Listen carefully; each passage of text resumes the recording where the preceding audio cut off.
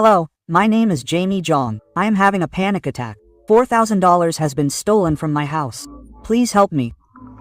This was the only call that alerted the police of Athens City in the U.S. state of Georgia. This call changed the entire life of a man named Jamie Jong.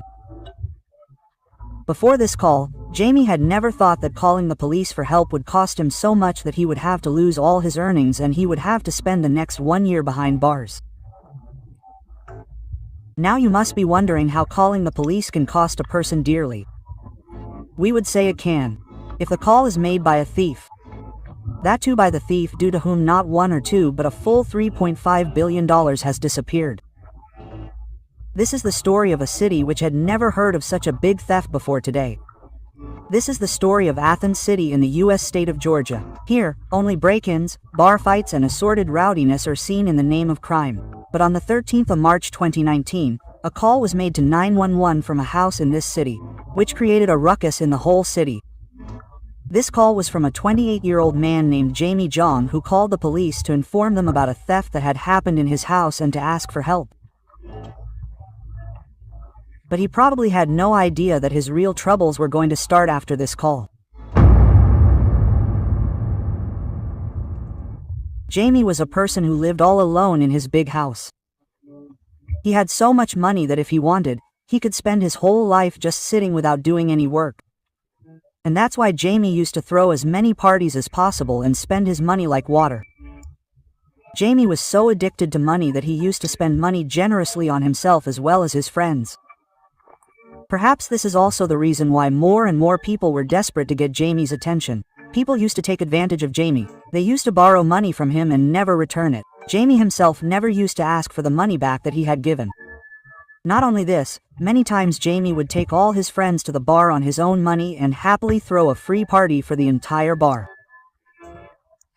It was clear from Jamie's behavior that he was very lonely, and to overcome that loneliness, he tried to keep people around him through money. He also loved to travel a lot. So much so that once Jamie invited all his friends to watch a football match and took everyone to watch the match in a private jet, where Jamie paid for everything from tickets to food and drinks. Not only this, here he also gave separate money to all his friends for shopping. Due to spending money in such a carefree manner, many times people would ask him what he does.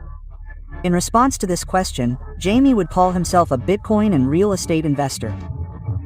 The way Bitcoin has dominated the market in the last few years, it was not so difficult for people to believe Jamie's words, and people loved his money and not Jamie. Due to which no one ever questioned Jamie's source of income. But for how long can the truth be hidden? Jimmy's truth was also going to come out soon. As usual, Jamie went out of the house for a few days for his parties. But this time when he came back, he did not find anything the same as before. This time Jamie saw that there was a theft in his house.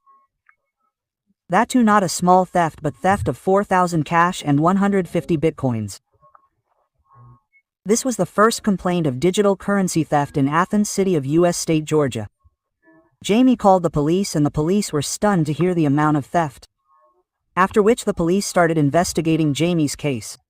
But even after a lot of efforts by the police, they could not catch the thief. Disappointed with the police, Jamie hired a local private investigator, Robin Martinelli. While working on the case, Martin Eli made it clear to Jamie that the thief was none other than one of his friends. Because the way the thief stole clearly shows that he knows every inch of Jamie's house. He also knew that Jamie is a computer expert and has many security cameras installed in his house. Due to which the thief came to steal wearing a hoodie and covering his face. When this case came to Martin Eli, he started his action very cautiously.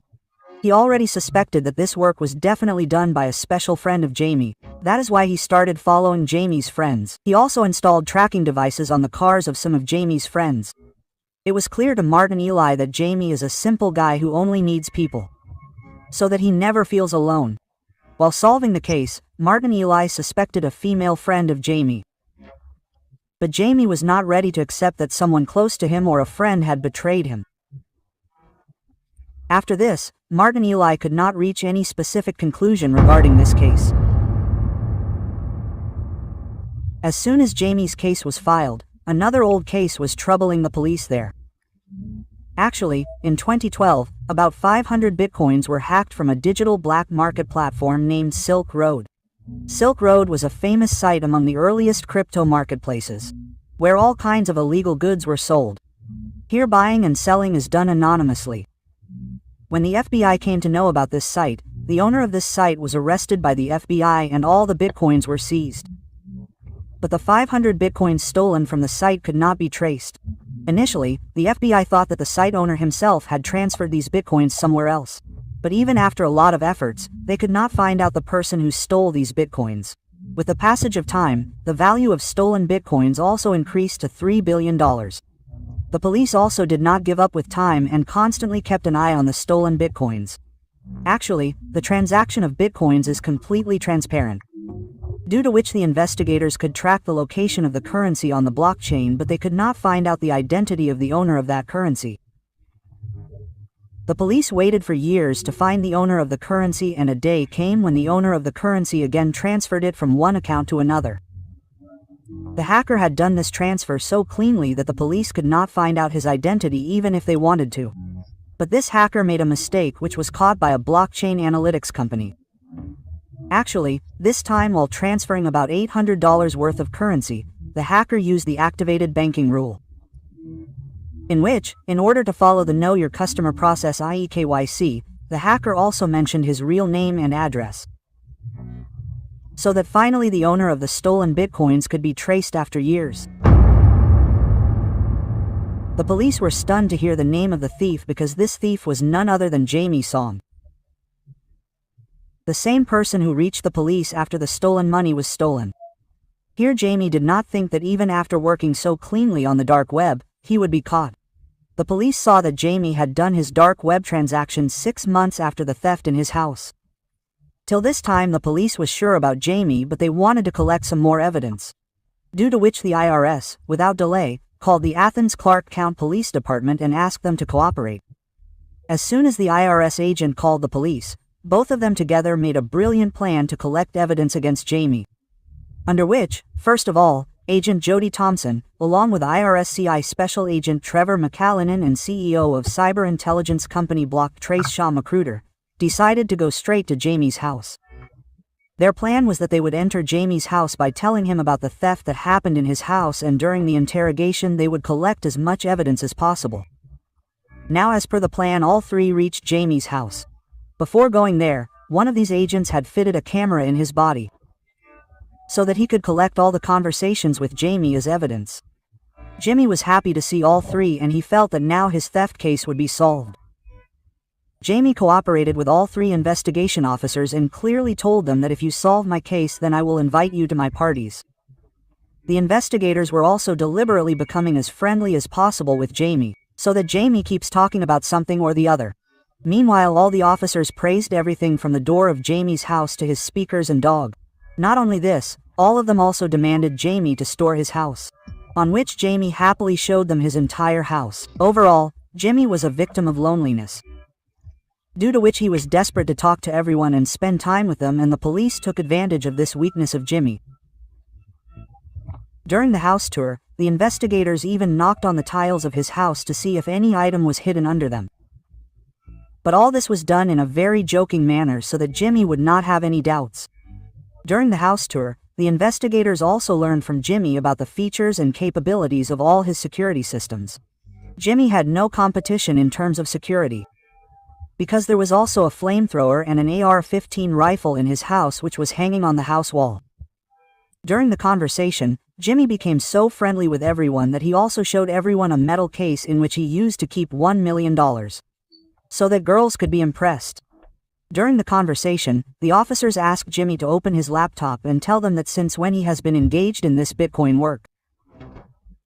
Jimmy opened his laptop, where the officers saw that he had about 60 to 70 million Bitcoins. Seeing this, the officers understood that now they have enough evidence to prepare a case against Jimmy.